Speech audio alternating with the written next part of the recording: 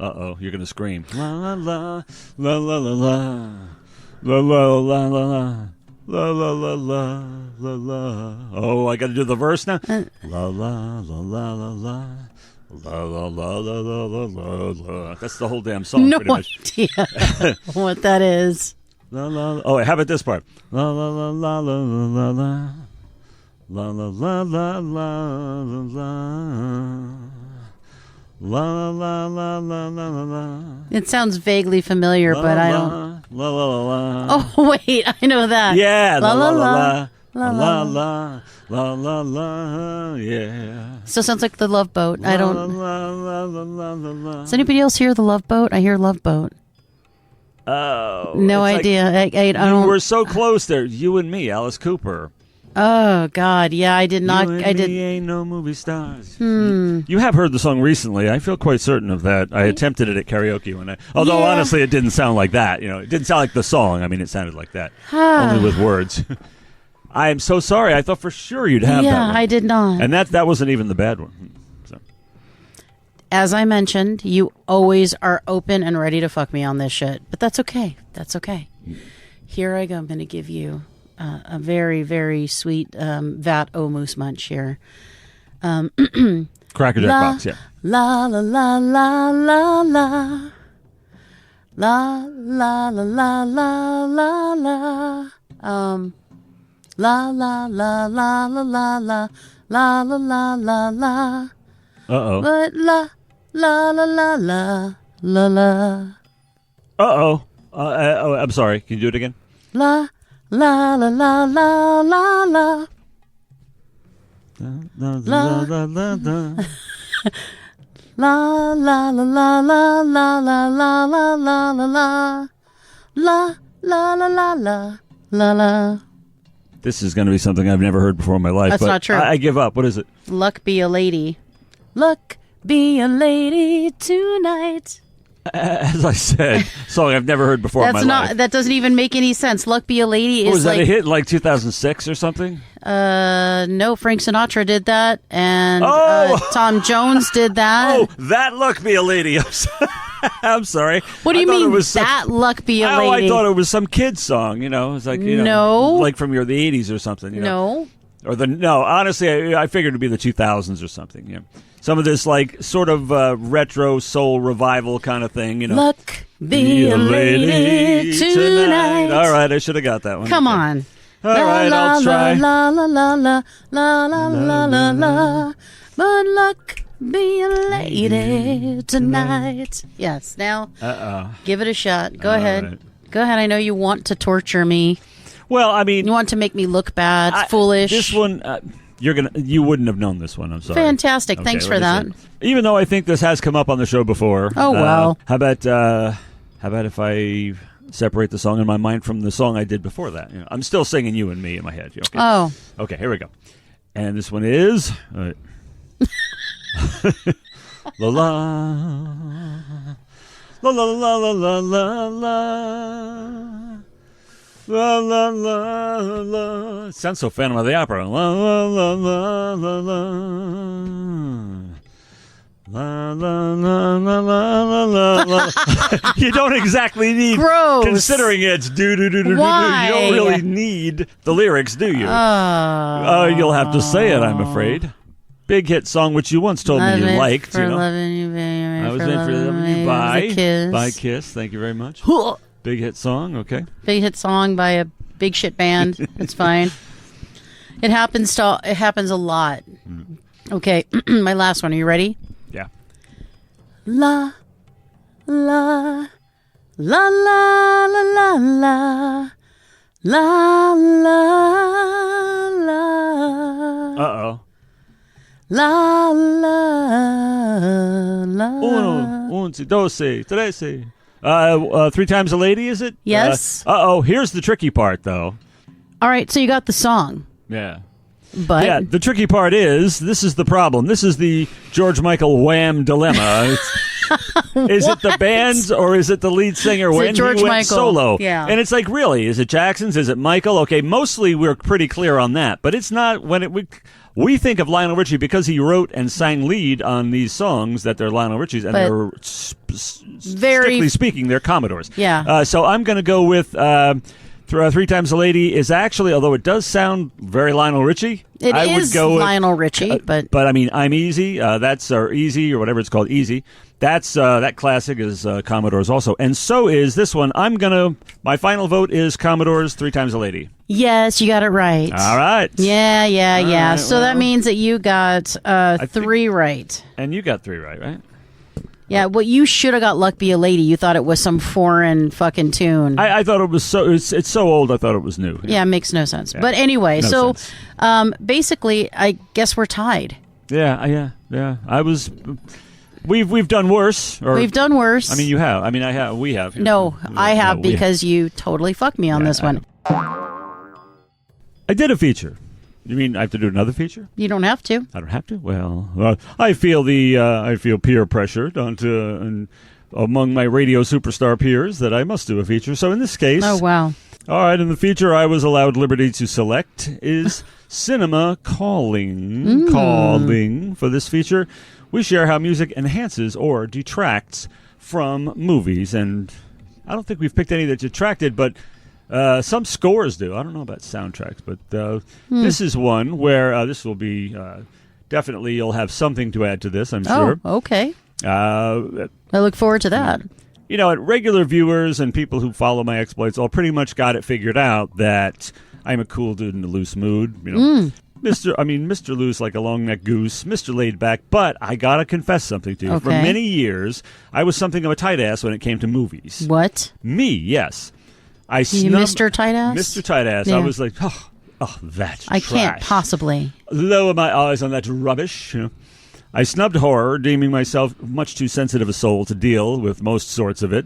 Mm-hmm. And while my appreciation has far widened, there's still a number of franchises I won't look at. I mean, There's not many. Yeah, not many. Come No, on. there's like half a dozen. To I want to say that I think some of that is snooty. You're just snooty. You're a snoot. No. No, you're a snoot. You're a snoot. I feel if something is like an all-out war on my humanity, then it doesn't interest me. But however, and in addition to the horror, I also ditto with comedy. I thought it was all knuckle-dragging, lunkhead humor with kicks to the groin and farts and things like that. Snootiness. Yes, there's some snootiness. I also have standards though, but there's a little bit of snoot in you. Yeah, I got the snoot. I admit, I got the snoot action. You got the snoot. Snoot energy. I hate to use energy, but I mean it's snoot. It's there, snoot energy. Yeah. And I if that kind of stuff is deemed the highest, the most elevated form of wit, and then I found that wasn't exactly true either.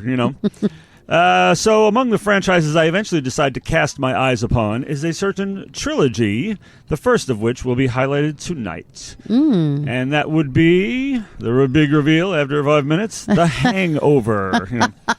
Never in my wildest dreams did I ever think I would watch The Hangover. Why did you watch it? I don't know exactly. Oh, that's right. It was you, wasn't it? It was your influence. But I mean, I admit that was a good steer, a very good steer on your part. I mean, It's so good. I think the only one you missed was Anchorman. But I mean, apart from that, Yeah, I cannot wait for people to say what a ridiculous person you are for not liking that. But I mean, The Hangover. You gotta concede when you talk about this one. If you rack your brain and try and make up the longest laundry list you can of things that you're not supposed to laugh at or about, this movie will present them all to you. Pretty much, yeah. Perhaps they don't go as far as Tyler Perry, who attempts to get laughs out of flat-out child abuse. In one movie, he was joking about how his parents, not him, but a character, how his parents threw him off the roof. And it's like, it's kind of hard to milk laughs out of that. But drugging people you claim to want to be friends with, thus all but ruining their lives, isn't funny in real life. But damn it, I have to admit, it is here. It's funny. Even highfalutin movie critic Roger Ebert gave it 3.5 stars and said, quote, "Now this is what I'm talking about. A funny movie flat out all the way through." It's so funny. I mean, and Peter Travers of Rolling Stone likewise called it killer funny. And you know what? I have my misgivings, but it does. And now the actual score, not the songs, but the score, is surprisingly effective for such a film. It really is very good, well done. It's very good. By Christoph Beck. But since we're talking about songs and how a film soundtrack does or does not enhance it, Of course, The Hangover's most certainly does. And, well, if imitation is the sincerest form of flattery, then the people responsible for Rain Man should be honored, because the Bell Stars version of Aiko Aiko that appears in that legendary film also features here. And then pretty much the same way, I would say. It's a casino scene where the character who's believed to be super dumb, the endlessly grating Zach Galifianakis, what's his name? Zach Galifianakis, who is absolutely fucking brilliant. It's not him. It is not him. It's the character. But so it achieves what it's supposed to achieve. Yeah. Oh, yeah. Duh. Perhaps more on that later. We are introduced to some amazing characters. I think the scene stealer of them all, I will get to the music, I promise. The scene stealer of all of them has to be Ed Helms as Stu, the dentist. He's brilliant. He's absolutely... He's put in situations where he acts out the outer limits of horror, but he does it in such a way that you have to laugh, and you're laughing with him because I don't know, something about it. It doesn't feel bad. I mean, the things that happen is absolutely mind-bending. We're introduced to amazing characters in addition to the wolf pack themselves, like Leslie Chow, who, as described by... Mr. Chow. Toodaloo, motherfuckers! Yes. As described in the third movie, Leslie Chow is madness. You don't reason with him. You put him in the trunk and shoot him. He's awesome. He's awesome, though. And surprisingly wonderful and effective Heather Graham. I mean, it's a great, the whole series. But as far as the movie... Music. Aiko Aiko being used in the casino scene, like in Rain Man, it was a little obvious, but at the same time, a very funny homage. That's why it was there. That's what it was I mean. Funny. Yeah, it was hilarious. They hit you on the head with it because everybody's and in on the joke. And it came down the escalator, yes, the whole thing. It was suits, hilarious. The suits, it was absolutely incredible. It was perfect. Yeah. And, of course, because for all of his issues, we never really thought of him in the same vein as Rain Man, but here he comes along. That's the thing about the character. He would do grating and obnoxious things, and I think be mean and arrogant too. Most of the time, he really wasn't mean. People were pretty mean to him. Well, when the old guy came up and talked and commended him on his father's car, he was really mean to him. And he did that a few times. He just didn't want anyone to touch it because it was his father's car, and I thought he was mean to the old guy. But and then he would be the one who'd have this outrageously good idea or see something or think of something that nobody else thought of. So they did work a nice balance there. The cast is wonderful. And another razor-sharp song placement comes when you think every absurd happening that could have happened has already happened. They go into the room in their suite in Vegas, and Mike Tyson is there waiting for the drum break on In the Air Tonight by Phil Collins. That was pretty amazing and a total surprise. I mean, that's where the tiger comes in, and yeah, it's one of those genius stuff. And abruptly interrupted when Tyson sucker punches Zach. Say it again. Galifianakis. Yes, Galifianakis. Yeah, sucker punches him. There's some of the kind of humor I don't find funny. Tasers to the balls, not funny.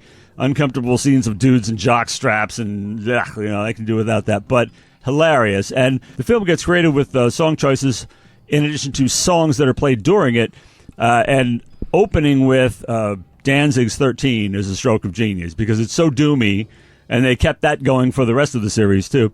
So we have Danzig in the beginning, and they get creative with the song choices to the point of having the singer of a wedding band singing an easy listening version of 50 Cent's romance classic, The Candy Shop. Wonderful in the most inappropriate possible fashion to an older female guest. It was one of those things.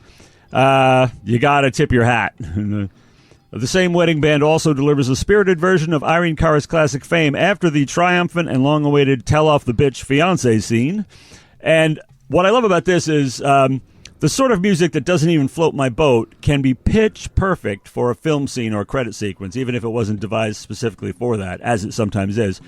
For example, at the end, we've had endless fun with the details of the lost night being parceled out as we went and others teased throughout the film. And then at last, when everything is back to something like normal, and after the long-awaited wedding, that was the focal point of the whole film, we see all sorts of digital photographic evidence of what was merely alluded to and shrouded in mystery prior to this for the whole film's run.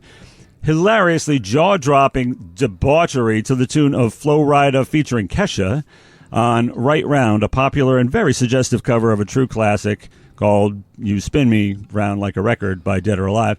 But Kanye West, exactly. The kind of thing that it's like, I don't mind someplace else, but really hits it on the head in a film like this is scenes, the obligatory gang walking together and montages and things like that. You have these songs like Kanye West. You had Wolf Mother appeared in here for some good actual, hard rock.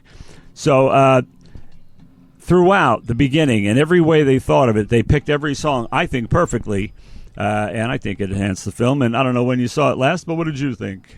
Or what do you think about that? Yeah, no, I think it definitely enhanced the film, and I think they chose a lot of stuff very smartly, and I think it was very interesting, and I think when people watch the film, they're going to be able to enjoy where it was inserted and how it was inserted and why it was inserted. I think it's brilliant, and I never even heard a lot of those songs, and I still love it. I think it's brilliant. Yeah, I hadn't heard many of them either, and but they were all picked just right, and that's what a film should. That's what a film's soundtrack should do. And some of them seem unbelievably random. They just, even some of the bigger, higher-end franchises pick songs that just don't seem to fit anywhere. They just throw them in there. Like, honestly, using Iron Man and Iron Man, I did not think that was a good idea myself. But The Hangover, and I'm sorry about mentioning the others, but the whole series does this. This continues throughout the lot of it. And they haven't lost the touch. And, yeah, so this is one that certainly enhances big time. So we've done it all, we've achieved it all, and now it's time to do the thing that we do at the end of every show. Veni Vici Vidi. Yes, and I will tell you, this show, and it's not just because it's this show's slang, but this show was sound. Our artists were sound. I thought the artists were sound, yeah. Absolutely. It was a sound show. The hosts might have acquitted themselves as well as they could. Oh, my God. All right. What are you going to do? Well, there's another box that needs to be ticked that involves a puppy and a neat little blanket. Time to wrap this puppy up in a neat little blanket. Coming up, Winging It, a short show about a music-related topic. No new artists' introductions or tracks. We simply share opinions and promise laughs. Oh. Listen to us on Apple Podcasts, iHeartRadio, Pandora, Spotify, and many more. Subscribe to your birds and get notified of every show. Follow us on Facebook, Instagram at BOAF On Air, BOAF On Air. Tell your friends and bands to send in their music. No, really, we do want to listen to their music. Help us grow our murmuration. That's your word for the day.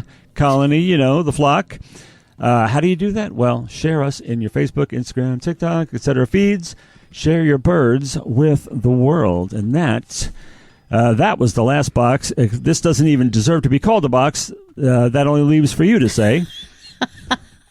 I mean, it deserves a box. Yeah, it's not complete without it. It's a box. It's true. We're checking a box. Yeah, we voted on it. It's a box. Yeah. And what is that? Let's fly this coop. No, I'm just kidding. I couldn't help it. Let's get the flock out of here.